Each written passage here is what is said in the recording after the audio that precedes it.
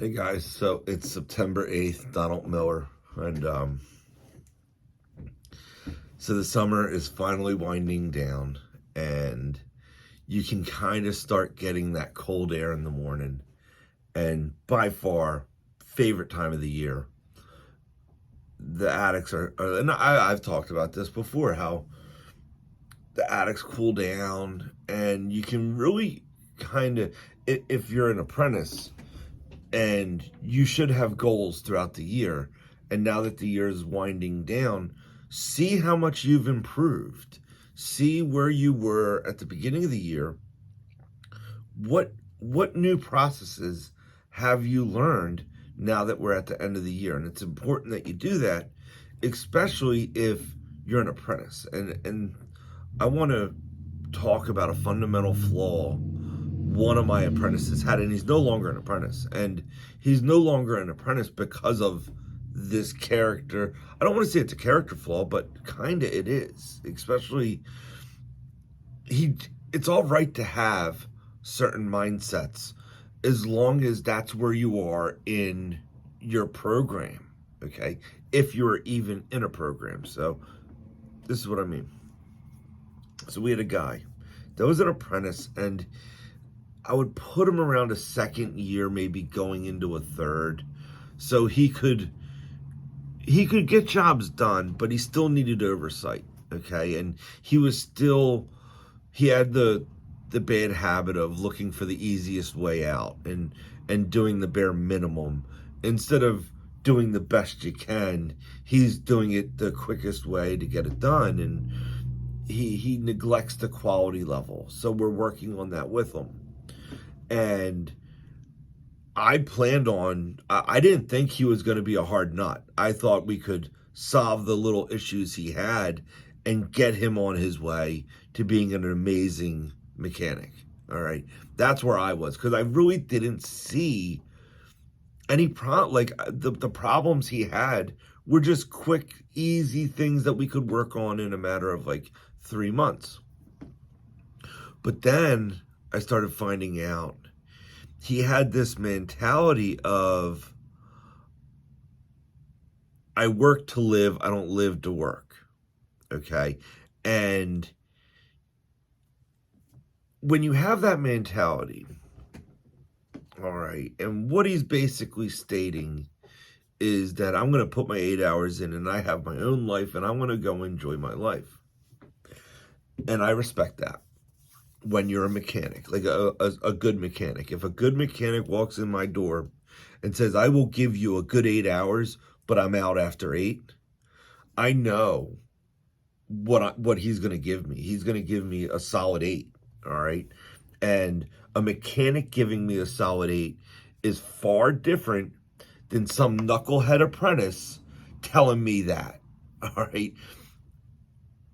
When you're going through an apprenticeship program, it doesn't matter what level, okay? It doesn't matter if it's union, non-union, but when you're going through an apprenticeship program, you're being trained, and you're being trained how to conduct yourself as a mechanic, from work output to the quality level to efficiency to even your word. When you say something done, it's 100% done, all right? Until you're a mechanic, you can't have that mindset. You shouldn't. Anyone, believe me, there's a lot of apprentices that have it, and it's one of the fundamental flaws in their training. And I don't care if they choose to look at it or not. They can leave my company and let that fundamental flaw hinder their development anywhere else they go in this trade. I'm not the one that has to be the bad guy. I'm the one that is willing to train you to get to the mechanic level, all right? And then you can have that mindset. The moment you get to a mechanic's level, all right, you're basically stating that I'm no longer training. I can self-teach myself the little things that I don't know. I can be left alone. You can trust me. You can rely on me, and I'm going to get the job done in the time frame that's designated for that job. Quality level, everything's going to be good. That's a mechanic, all right? if you're not there, then you don't get that privilege to say, you know, I work to live, I don't live to work. You don't get that right. You're not there yet. All right. It's a horrible, horrible mindset to have if you're an apprentice trying to become a mechanic. I'm not telling you what you should do, right? But if you're deciding that you would like to become a mechanic, this is the best way to do it. Devote yourself to your apprenticeship. Figure out where you are, figure out what you don't know, write it down, and start making a checklist of what do you have to learn? What do you need to know? And be an active participant in your apprenticeship, whatever it may be. And you will see a progression that you've never seen before. You'll see yourself change in ways that you're not even anticipating.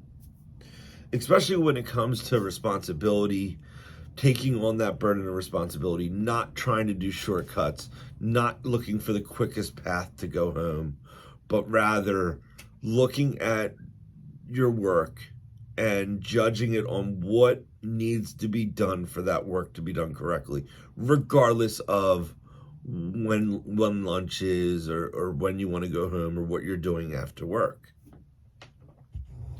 And you'll find work becomes a lot more enjoyable that way. All right. But when you have a mindset of, this live to work, work to live mindset, it's not good to have if you're learning a trade. It's all right to have when you're a mechanic. Like there was plenty of years, I mean, that I had that mindset because I had other things going on outside of work. All right. So I put my 8 in. I got paid for my 8. I'd go home. Not a big deal. All right. But don't do that don't do it during you're not even a mechanic yet, and your attitude is actually affecting you becoming a mechanic. So be careful. Be careful who you hang around if you're an apprentice. Be careful who you're listening to, because they will drastically, because in 10 years, whoever that person is that is in your ear, they're going to be gone somewhere else, okay? And you're going to get stuck with your own actions because of that other person. You need to realize that, you have someone chirping in your ear that's negative or just a hater. When they're gone, you're left with the repercussions of listening to that guy. So, God bless. Take care out there. Enjoy your Thursday.